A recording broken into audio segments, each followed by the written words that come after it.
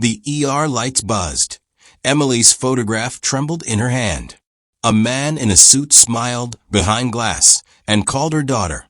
Outside, engines rolled like thunder, 97 of them a wall of steel. Caleb walked in without a badge, his jacket patch catching the light. He asked one quiet question that broke the room.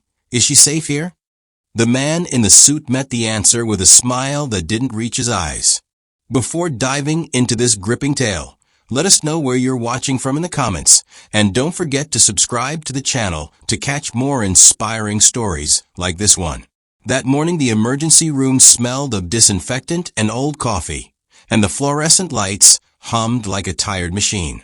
A nurse pressed a trembling hand to a clipboard and watched Emily breathe shallowly on the thin plastic bed. The bruise along her jaw a dark crescent that made her look smaller than her 17 years. Her fingers curled around a creased photograph, her mother smiling at the sea, and she would not let go. Doors swung open, and the noise came first, a low, rolling thunder that rose and resolved into the metallic song of engines. It wasn't the polite cough of commuters or the neat beep of ambulances. These were heavy bikes, the kind that growled like animals that had learned to carry guilt and loyalty in equal measure. One man stepped inside before the rest, a tall figure with a jacket folded over his arm, hair damp where his helmet had been. He did not announce himself. His eyes catalogued the room instead, landing on Emily, then on the doctor standing near her bed. He set the helmet down as if it were a relic and asked, quietly, not like a demand, but like a plea, "Is she safe here?" There was something in the way he said it. No paper authority, no badge, only a voice that had lived outdoors and seen too many wrongs. The doctor, who had been practicing professional softness for years, found his voice thin. "We're watching her. We need an official report." The man's jaw shifted. He pushed the jacket across his chest, revealing a faded patch sewn over its heart. Gold thread had been worn down, but the letters were still legible, for those without shield.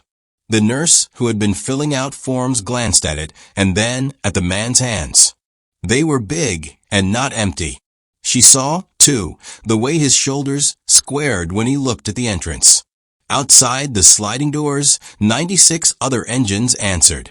They filled the parking lot like iron flowers, exhaust curling into the cool air.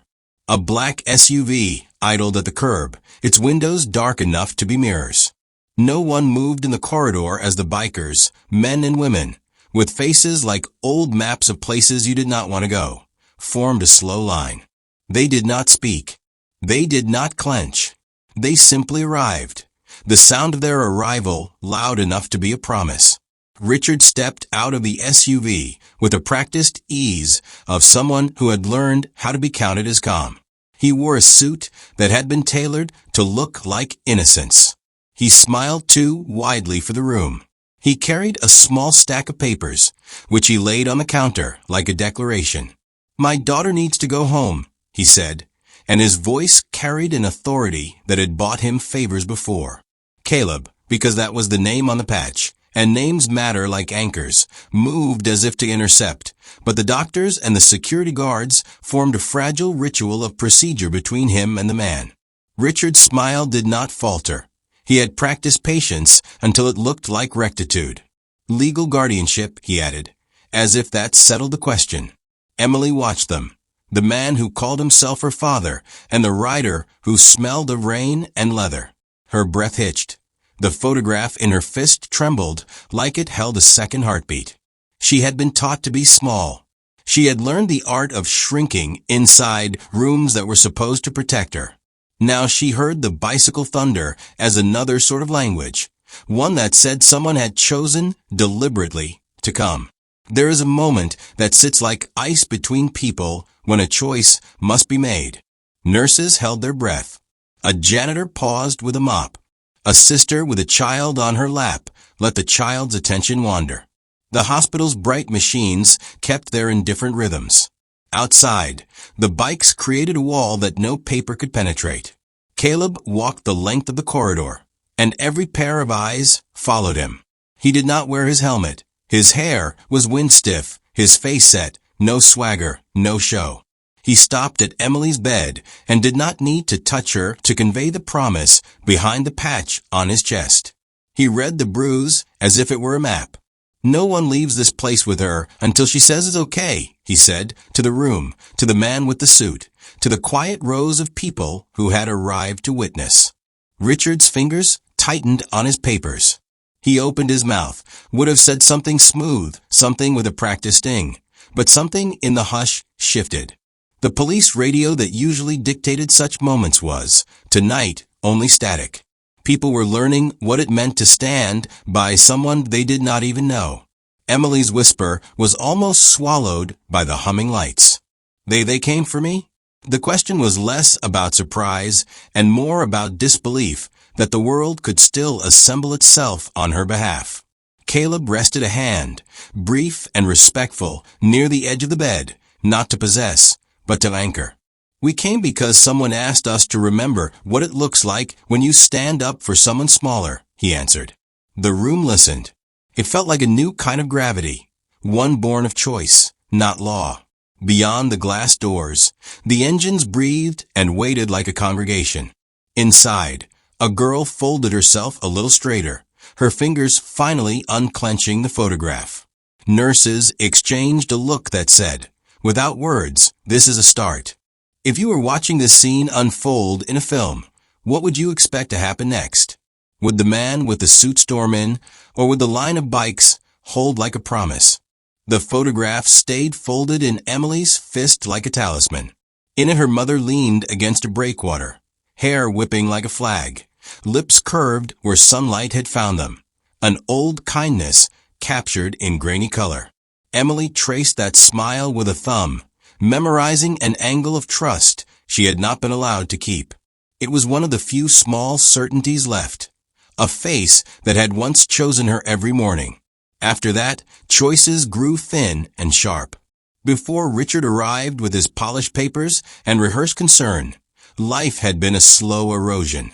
Foster homes had taught her the economy of silence, how to nod, how to hold a tray without interrupting the conversation, how to keep trouble from noticing you. Teachers had written quiet in the margins of report cards, and community volunteers had given chocolates and kindly advice that never reached the rooms where doors were locked from the inside. When her mother's name stopped appearing on the calendar of birthdays, and then stopped appearing at all, Richard moved in like a shadow with a ledger. He offered shelter and rules, and a voice that could convince social workers an absence was a reasonable arrangement. Emily learned to make herself smaller inside the house he called home. Caleb knew the shape of rescue in a way that had nothing to do with medals or speeches. Years earlier, he'd been curled over a ruined bike on an iced highway, metal twisted, winter light slicing like glass, when a woman in a threadbare coat pulled him from the wreck. She rigged a blanket for him, smoothed his hair, and pressed a hot paper cup into his numb fingers. When she spoke, her voice had the peculiar steadiness of someone who'd chosen gentleness as a practice, not a momentary pity. He had promised then, under a sky made of hard white, that he would repay that steadiness should fate ever hand him the chance.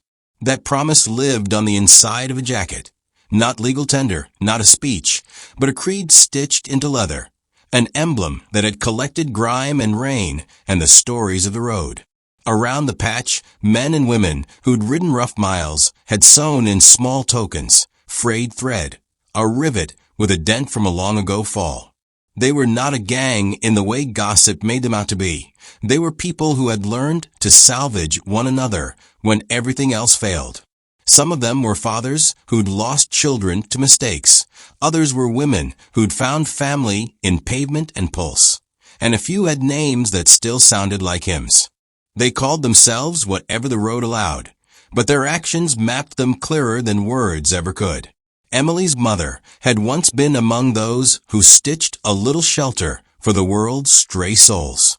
The photographed shoreline was the place where she had taught Emily to kick water high and laugh at the cold. On nights when the house felt like a ledger and not a home, Emily would fold the photograph and press her face to the paper, listening for the memory of waves. The pendant her mother used to wear, an inheritance of salt and small prayers, had gone missing after the funeral.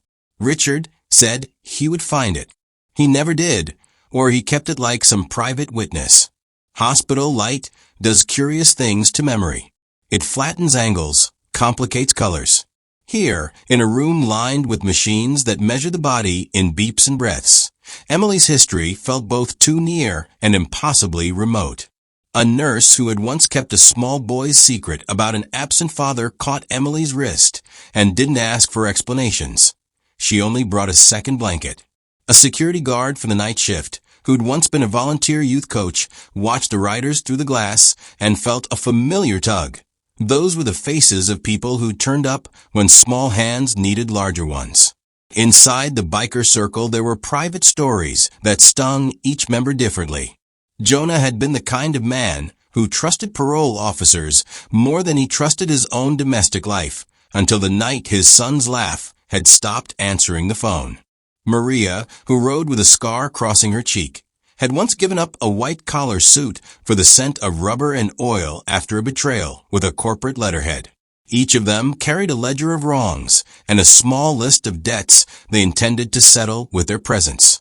They answered the hospital call not because of a headline, but because someone somewhere had taught them that a rival could be proof enough. The crest on Caleb's jacket, call it a promise, call it an oath, tied him to that photograph and to the memory that had saved him on a highway. When he had learned who the telephone call was about, he had not weighed outcomes or legal ramifications. He had thought of a woman who had once warmed his hands, and he had thought of a girl who knew what it meant to vanish into a room. Those two images braided into resolve. Richard prowled the edges of the hospital's officialdom like a tide pulling back and revealing slick stones. He spoke in calm sentences that tried to tidy Emily into a box-marked domestic order. He presented papers like polished talismans, but the paper could not stand against the noise of engines and the simple fact of people who had chosen to be loud on her behalf. Which is not to say they were infallible, far from it. They were a ragged, imperfect chorus of people who would sooner bruise themselves than let a child be bruised again. Emily pressed the photograph to her chest once, then slid it beneath the hospital pillow as if to hide the weight of it somewhere safe. Caleb sat a little way off, hands folded as if in prayer, though his fingers smelled of grease and rain. Outside, the riders' helmets reflected the fluorescent light that filtered through the glass. The pendant's loss hummed inside Emily like an unanswered bell. When a life has been taught to expect abandonment, a single act of company can look like a miracle. If you've ever been the quiet witness to someone's rescue, how did it change you? How does the thought of a band of strangers assembling on your behalf sit with you now? The doctor's face was a map of small, exhausted decisions. He had practiced neutral words for situations like this, phrases that could cradle facts without breaking anyone. But the scans and the nurse's quiet charting had gathered into a truth that did not wear the soft edges of plausible accident. The bruise along Emily's jaw, the pattern of old scars peeking beneath her collar, the way one X-ray suggested a history of repeated impact. These did not stitch together into anything tidy. "This isn't recent only," he said, voice flat. "These injuries suggest a pattern." The words landed like a pebble in the quiet room and made ripples. A social worker, summoned and wearing the calm of rehearsed compassion, began to ask questions that sounded clinical but were full of weight, dates, names, who had left and when. Richard's neat suit folded itself into the legal dance he loved, a steady voice, a hand that produced documents like props in a rehearsal. He rehearsed phrases, custody, guardianship, legal right, and smiled at the staff as if paper could wash the rest away. Emily's eyes, under lashes still rimmed with sleep and pain, watched the exchange. She had learned the algebra of speech, where to subtract herself so the sums would not explode. But the doctor, who'd seen enough strange arithmetic to be wary, kept circling back to the same quiet alarm. "This isn't consistent with an accident," he said. "We have to consider long-term abuse. We need to file a report and she needs protective custody while we investigate." Richard's expression tightened very thinly. He kept his smile like a practiced mask and placed a hand on the edge of the counter, as if the counter might steady his story. "There's no need for dramatics," he said. "Your hospital's resources are better used on real emergencies. I have legal documents that," he tapped the papers, as if they were the final argument. A nurse who had been there for too many mendings watched him like a slow flame watching a loose curtain. She had learned the small language of liars, how they over-clarify, how they add italics to their sentences. On her break the week, before she'd noticed how Richard had shifted his voice when he spoke to Emily, how a joke had landed too sharp. She remembered a child who did not laugh like other children. The nurse's fingers found a small, slow route to help. A phone tucked away from sight. 3 words typed into a group chat she trusted. Emily. Hosp now. 10 minutes later, the hospital's polished tile corridor under white light became a rumor mill. A janitor who'd seen motorcycles at funerals and at weddings pointed toward the glass doors. A woman in a nurse's scrubs answered her own worry by folding her hands like a small shield. Someone else, an orderly who once coached Little League, remembered the night his own son had come home with a busted lip and the awkward silence that had followed and passed. The message the nurse had sent rippled outward, and people who belonged to the road began to respond. Outside, engines stopped their pacing and organized themselves into a kind of focus. 97 bikes are not subtle. They are an architecture of sound and intent. They do not arrive to intimidate so much as to mark a line. The riders, the ones who'd shown up because a human had been named, didn't carry banners or weapons. They carried presence. Helmets tucked under arms, scarves flung like small flags, faces set with lines carved by years on highway and hardship. They were a presence that said, "This child is not invisible." Richard, watching through the glass, let his phone fall into his palm and made calls that were short and sharp. His voice, which was usually syrup for officials and sharp for neighbors, now tried for urgency. He spoke to a lawyer, to an old friend in the police, to anyone who could turn a tide. Privilege moves in quiet channels. It buys time and shapes tongues. In the corridor, those minutes felt like the interval between breathing in and not knowing if you'll be able to breathe out. Caleb moved like someone who'd been taught to think in action rather than in instruction. He had no law degree. He had a memory of being saved by gentle hands under a white sky. When he learned the name and the place, he did not call a meeting. He just told one person, who told another, and the sound started to make itself in the city. They arranged quietly at first, calls placed in the hush of motorcycle clubrooms, helmets lined like sentries. Then, in a way that had nothing to do with paperwork and everything to do with a raw, human calculus, they gathered. Inside, the hospital staff felt that gathering was like a pressure change. The social worker asked the necessary things. Has anyone else been informed? While also watching the door like a tide watcher watches the shoreline for signs of a storm. Richard tried a softer tactic. He leaned toward Emily and recited a gentle version of excuses, of explanations that slid blame sideways. "This will all be cleared up," he said. "You'll come home. We'll have a talk and this will be over." Emily listened to him with a small, new kind of directness. She weighed the paper in his hand against the sound of engines outside. For a long time, she had been taught to accept tidy answers. Tonight, tidy answers had diesel breath and leather seams and a dozen people who had no legal claim, but whose claim felt like a kind of truth. They had come for her because she was worth the trouble. When Richard's hand reached for the papers, perhaps to push them where he could manipulate a signature, the nurse who had messaged the writers walked forward. She did not shout. She did not call names. She placed a small white card in front of the social worker and said simply, "We received a call. They're outside. 97. They want to ensure the girl isn't taken." For a beat, the corridor was a measured lung. Then the sound came, faint at first, then an answering roll that slid through glass and into skin. Engines, not violent yet, but resolute. Richard's mouth formed another sentence, this one trying to cage the moment with legal language. But when he looked up and saw faces in helmets reflected in the window, something in him thinned. Emily's whisper this time was steadier. They came, she said. The truth of that short sentence rearranged the room.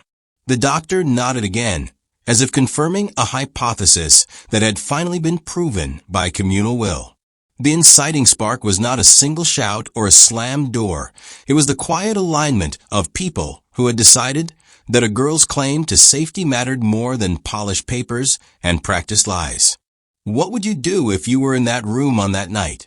Stand by procedure and law, or let a new kind of law made from human presence change the outcome?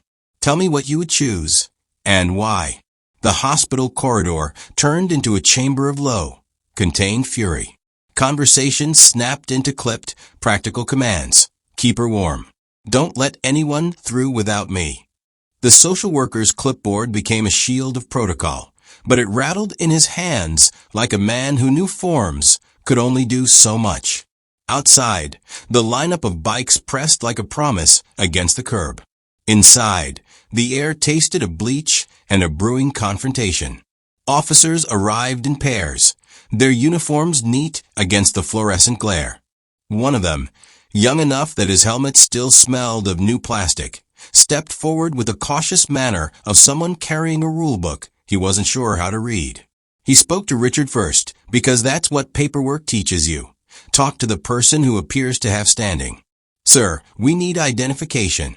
We'll fill out a custody transfer if everything's in order. Richard produced a folder, as if unveiling an altar. His smile tried very hard to look like patience. I have all the official documentation, he said. There's no cause for alarm. This is a misunderstanding. But the folder, when inspected, told two tales. A stack of legalese polished for the eyes of strangers, and a blank space where a genuine explanation should have been. The young officer fumbled politely, then glanced at the bikers outside through the glass. The reflection of helmets on the window made a second army of resolve.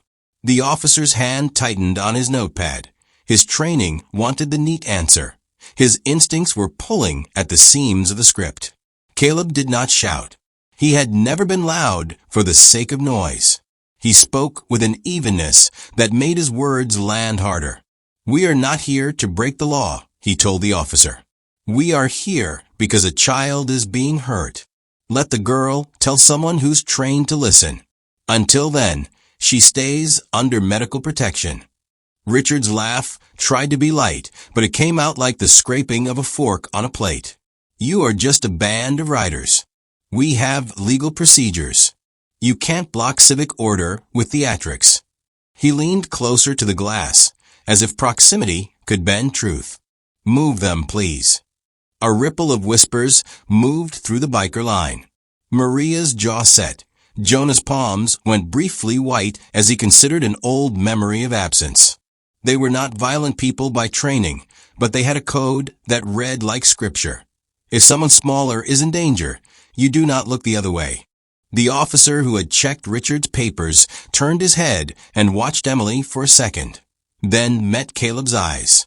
He saw a girl clutching a photograph and decided, in a private, slow way, to trust movement over form.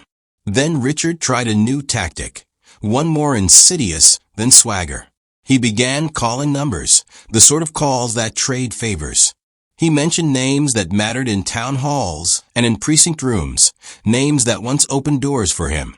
The hospital hummed with a different electricity, the kind that smells like power trying to rewrite a scene. I'll take it through the right channels, he said. This will be fixed. No need for anyone to escalate. Caleb listened, but did not blink. He knew how privilege tried to muscle small truths into corners. It's not about channels, he said. It's about a girl. She's 17. She has a right to speak without a shadow over her. His voice was steady, an anchor in the shifting tide. Emily, watching, felt something inside her shift as if a hinge had finally found grease. The pressure that had lived in her shoulders for years loosened by a fraction. She swallowed and then, in a voice that surprised even her, said, "I don't want to go with him." The corridor inhaled. Paperwork rustled like dry leaves. Richard's face changed before his expression could stage a response. Anger flared, smoothed into practiced calm, then reared like a hidden animal. "You're confused," he said, too quickly. "This is what trauma does. You'll come home and we'll talk this through." That phrase, "we'll talk this through," had its own currency in the house Emily came from. It had been an excuse, a way to rewrite consequences into chores. She put both palms flat against the hospital sheet and looked at the officer with the new steadiness of someone who had just learned her own voice could be used as a barricade. "No," she said. "I need." Her words failed for a second beneath the flood. Then she found them again. "I need someone to listen first. Not him. Not yet." The officer in front of her found himself doing a job that required more than a stamp and a signature. He asked the social worker to stay with Emily while he verified certain details. He made a call to a supervisor and then, after a tense minute, he looked at Richard and said, "Until we sort this properly, she remains under hospital protection." Richard's face tightened into something like a promise to retaliate. He stepped forward as if to force the issue, but Maria from the biker group moved in front of him, not with fists, but with a presence that blocked his path like a living wall. "You don't touch her," she said. Her voice carried a warning that had nothing to do with law and everything to do with consequence. Outside, someone in the biker line tuned an engine, and the sound rolled through the glass like a drumbeat. The city's ordinary life, ambulances, taxis, late-night deliveries, seemed to slow at the edges, attentive to the small war being waged in the hospital's bright belly. Some people crossed the corridor and stood beside the riders, not for spectacle, but because being there was its own kind of testimony. Richard tried to use intimidation one more time, speaking louder so the cameras in the reception area might catch a headline. But the cameras only recorded the image of a young girl reclaiming a piece of her dignity and a group of strangers answering a call that law had not yet managed to. The officers had to reconcile two systems, procedure and the immediate moral weight of a child saying no. For a moment, the adult world tasted like a negotiation between them.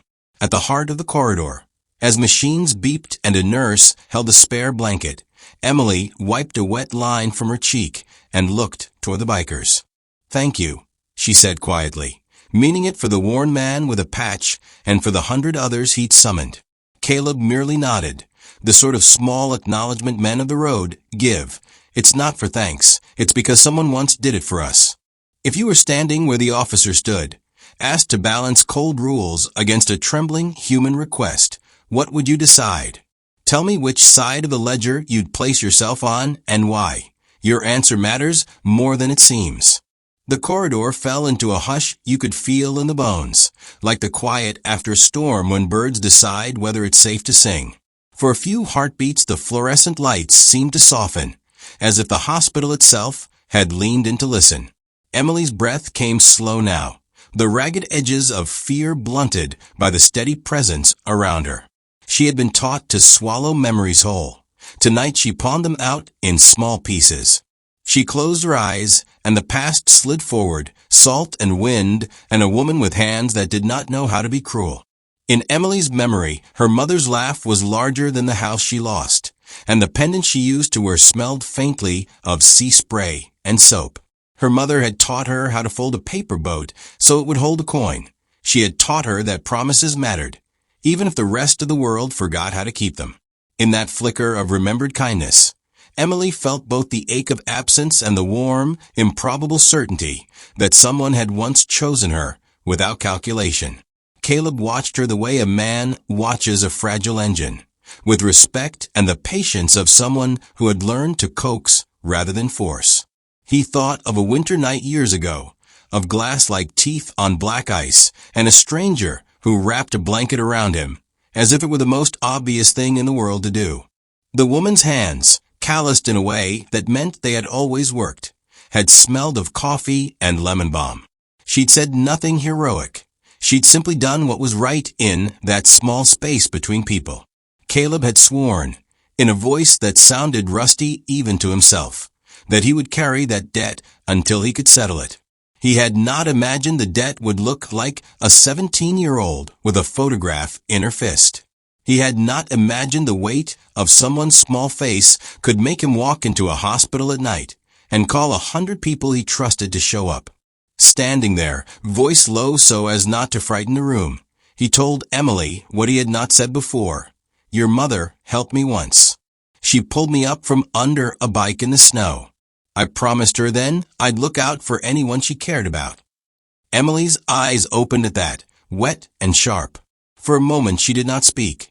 She only considered him, measuring whether this stranger, who smelled of oil and rain, could plausibly carry a promise meant for the dead.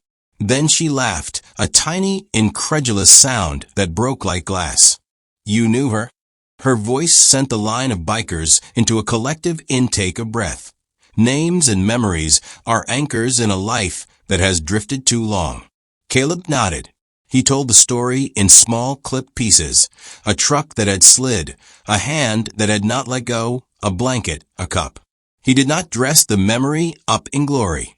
He admitted, with a kind of shame that made his jaw work, that he had been slow to repay what he owed.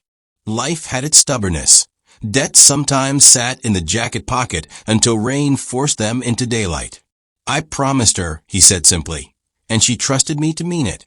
Emily's hands trembled around the photograph, and she pushed it out for him to see. The picture caught the light and reflected ashore, a smile that matched nothing in the house she'd left behind. That's her, Emily breathed. That's my mom. The name she used, soft, private, hung between them like a sacrament. She told him about nights when the house felt like a ledger, and how she learned to catalog danger like a checklist. Then, in a voice so small the machines could have swallowed it, she told the room the part she had never said aloud. Not the bruises that showed, but the ones that had made her learn to keep quiet. She spoke of being corrected when she made a noise, of doors closed so tightly the wood complained, of nights where the house's shadows were longer than any friends. Each detail she offered was a small knife, precise and necessary. When she finished, the silence that followed was not empty. It was an intake of the world's breath as it rearranged itself around a truth. Caleb felt the old promise press against his sternum like something alive. It was not his to gloat over. It was simply a charge given to him in a different winter. He listened as Emily gave voice to the memories that had been folded into her like a letter left unread. He saw, in that telling, the way shame and relief braided together, how freeing a truth could be when it was finally acknowledged.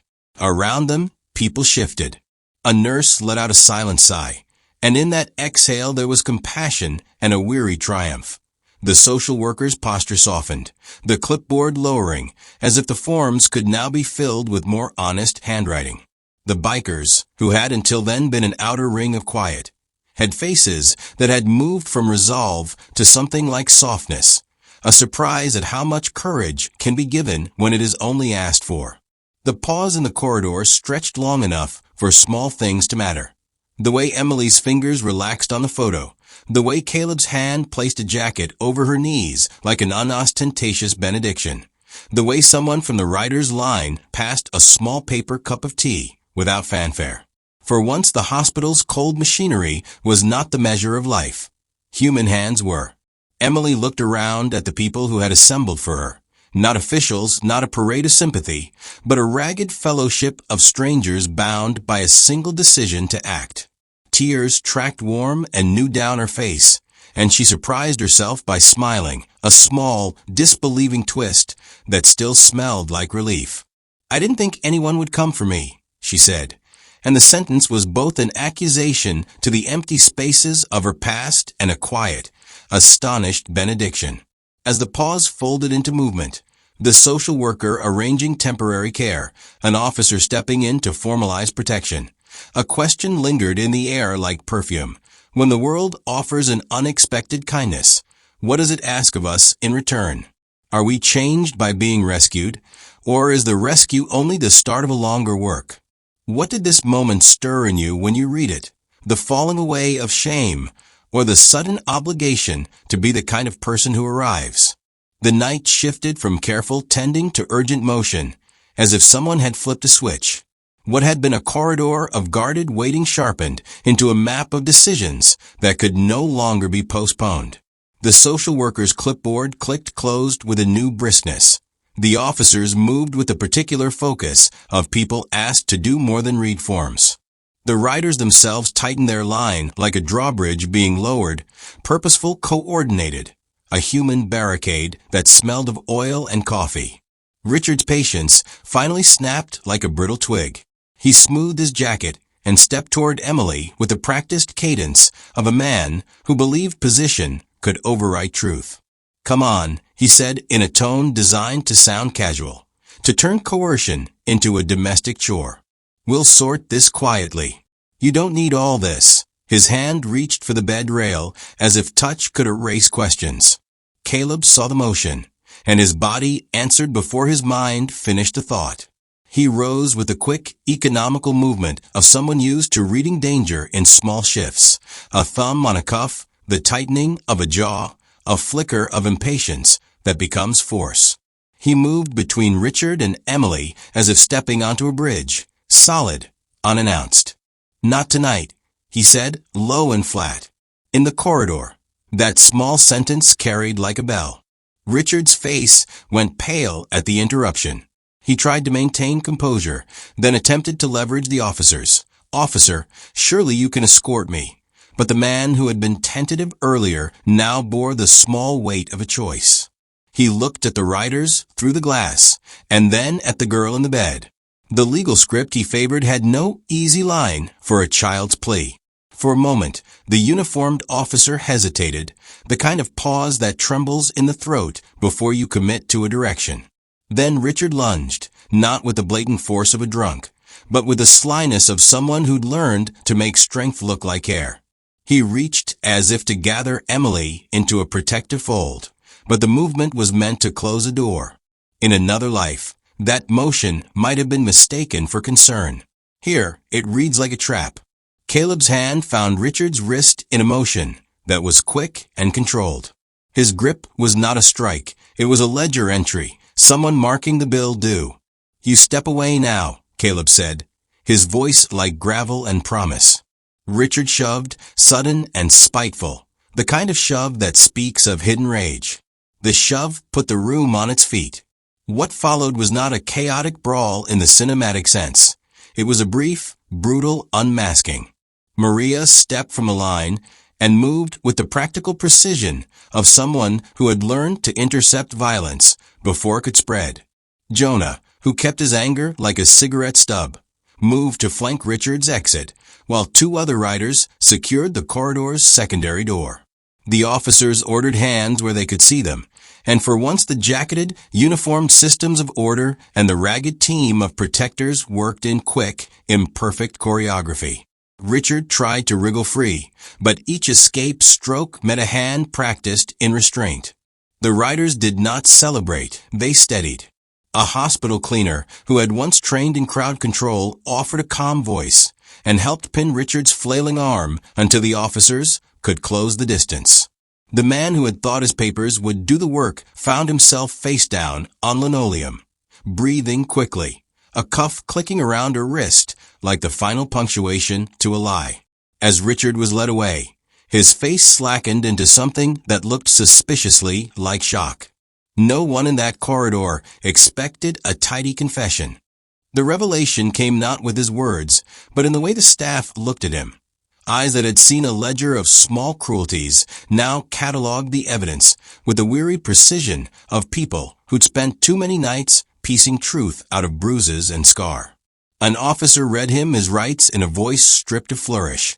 Richard's protests thinned into a litany of threats that had nowhere to land. Outside, the line of bikes revved in a coordinated murmur that felt like scanning the horizon for any other trouble.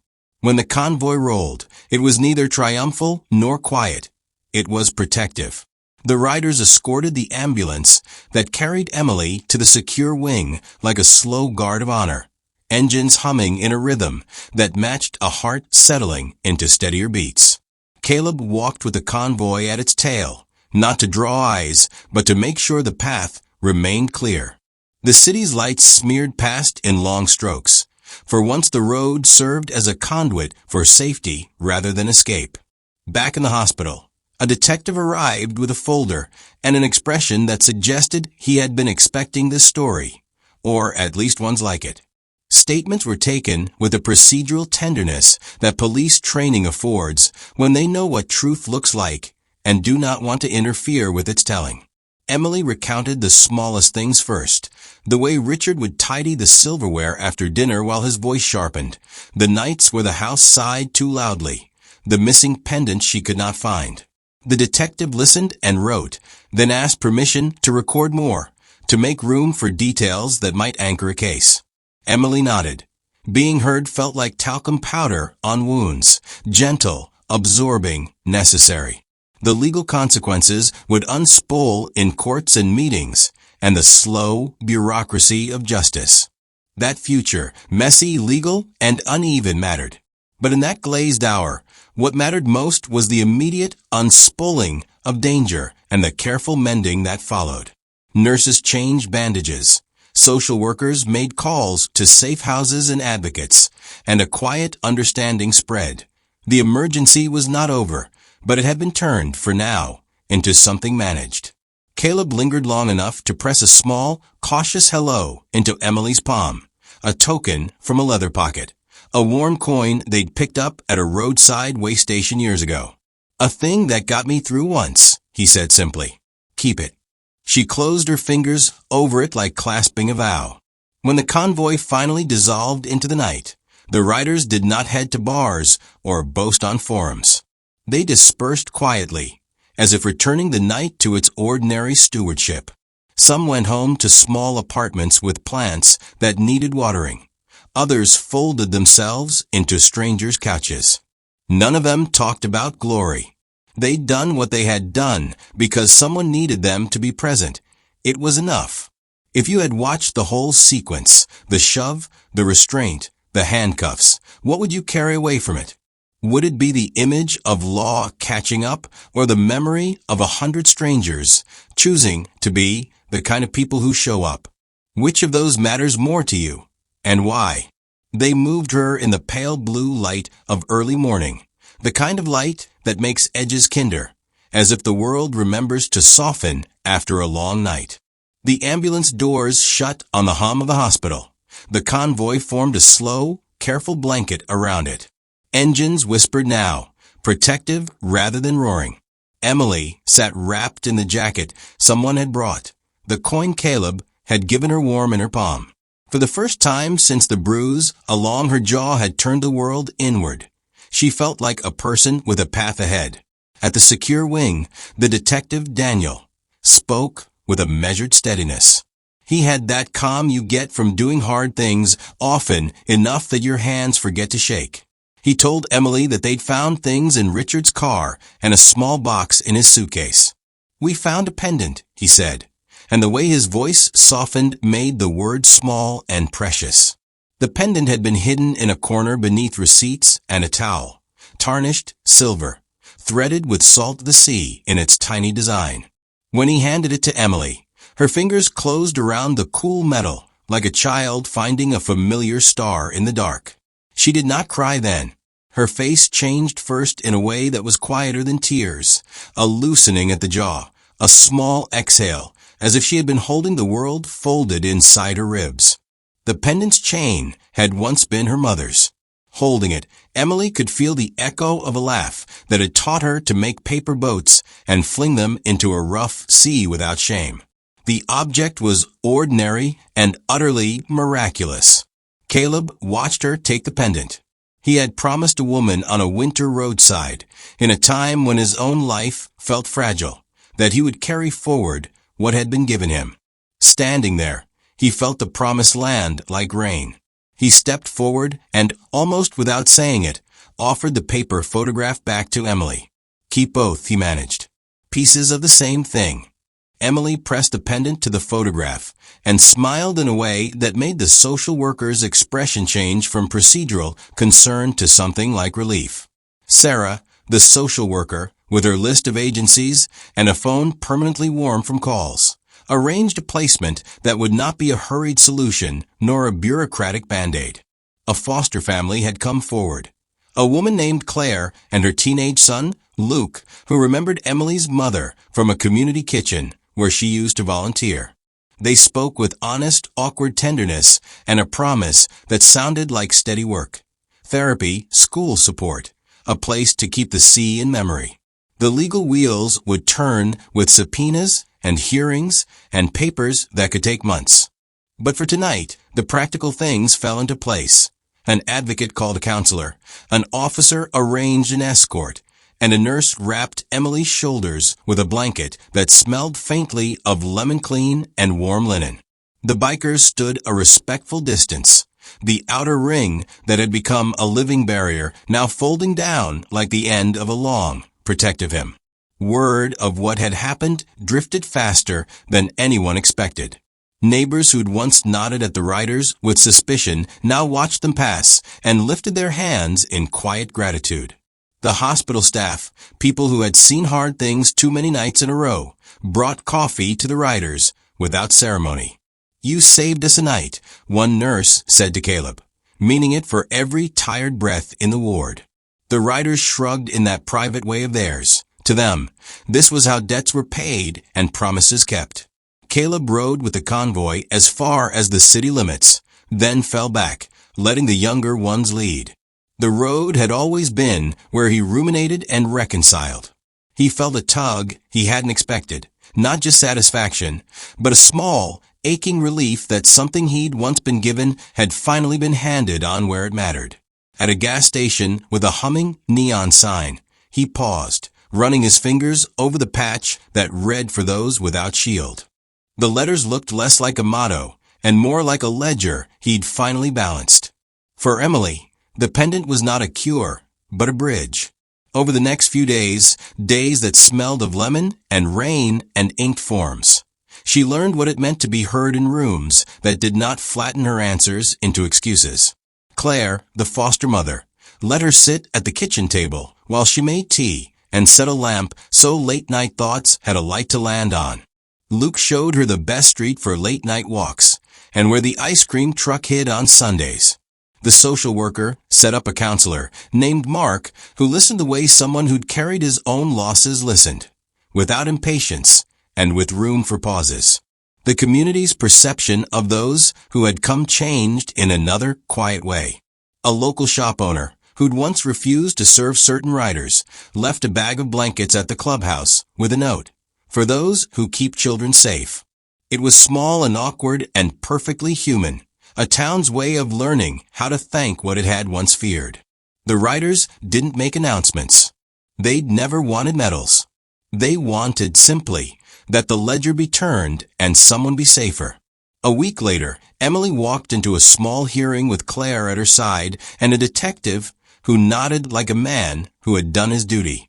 The court would be messy. Statements and testimonies would spider out into places where truth often looks like a battle.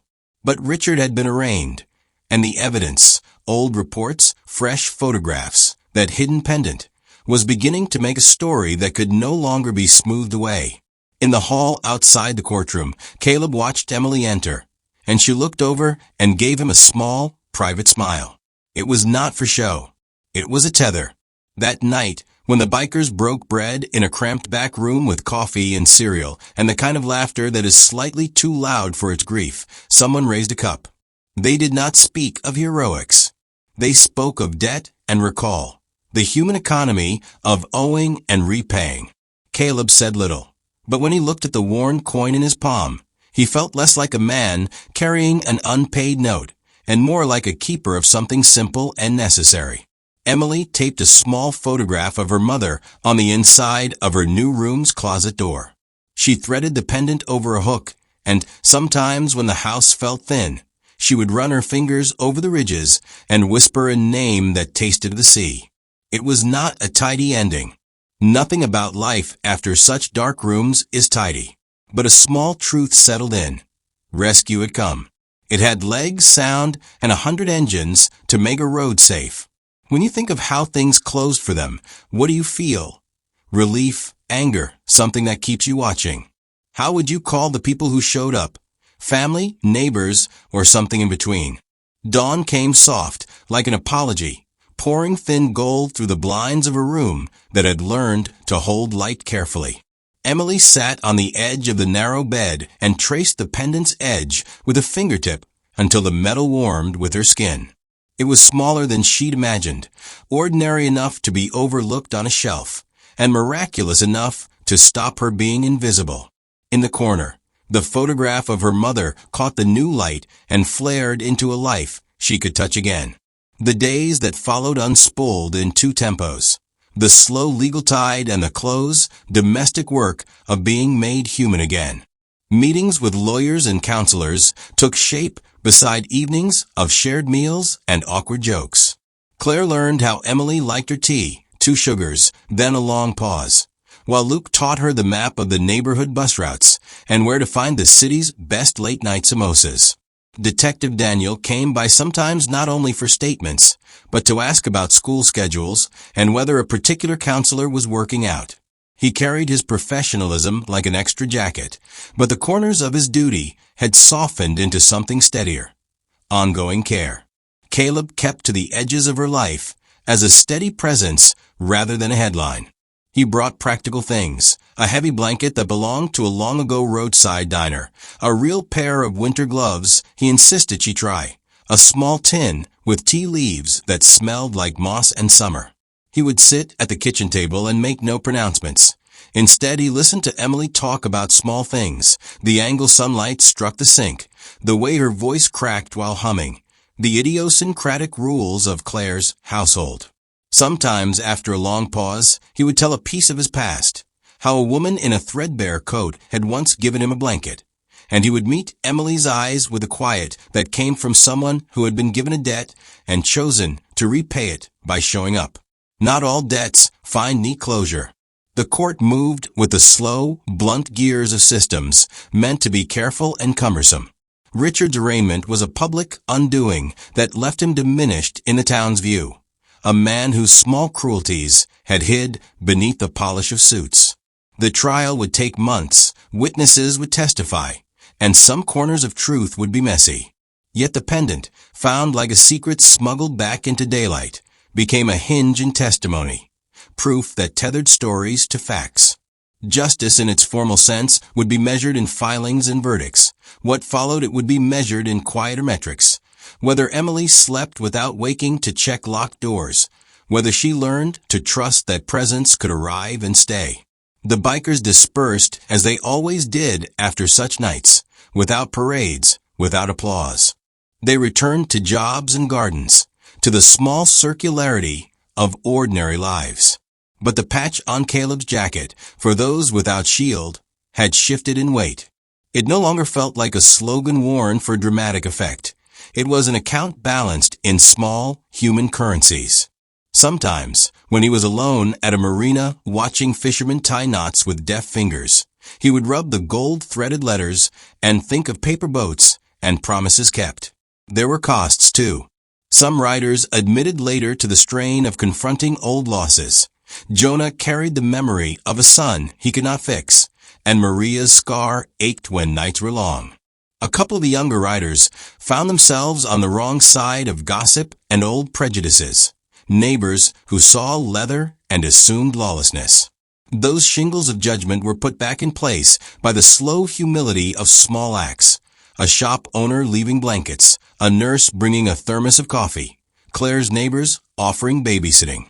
The town's net tightened, not by enforcement, but by people learning to name what mattered. Emily learned to take small pleasures like a curriculum.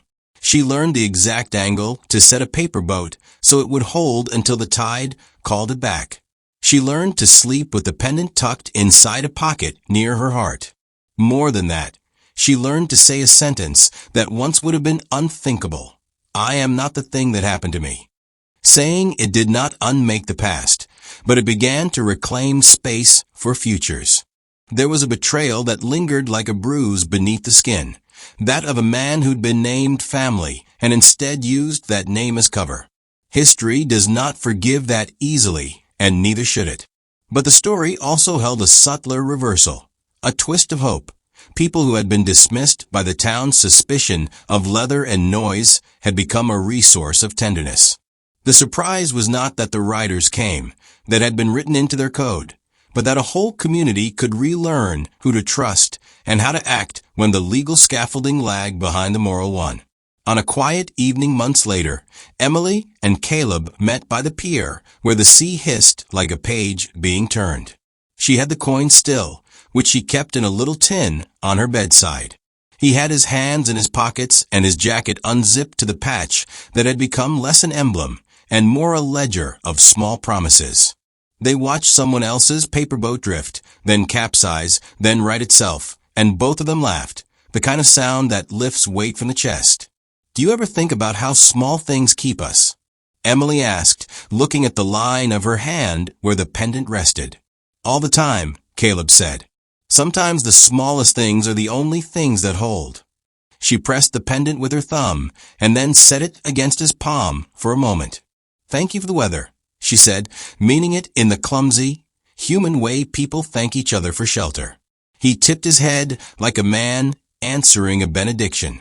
We keep the weather for each other, he said. That's the point. If the first scene of this story began with the rumble of engines and a corridor that held its breath, this closing asks a softer, older question. What does it cost to keep someone safe, and what does it buy us in return?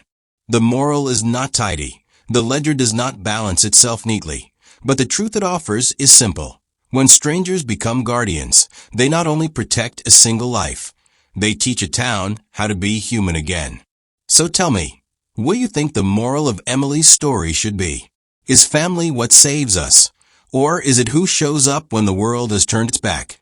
Share your thoughts in the comments below. If you enjoyed this story, don't forget to like it, share it with your friends, and subscribe to the channel for more meaningful stories. Thank you for watching, and see you in the next video.